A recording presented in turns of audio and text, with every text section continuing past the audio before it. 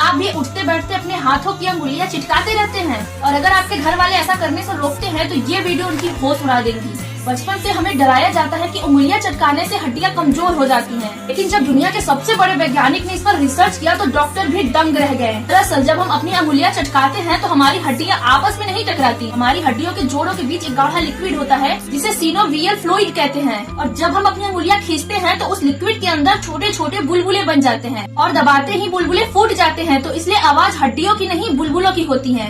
विज्ञान कहता है कि इससे हड्डियों को कोई नुकसान नहीं होता। डॉक्टर डोनाल्ड अनगर ने तो 60 साल तक अपनी एक हाथ की अंगुलियां चटकाई और आखिर में उनके दोनों हाथ बिल्कुल स्वस्थ निकले। अगर आपको मेरी वीडियो पसंद आए तो इस वीडियो को सब्सक्राइब जरूर करें।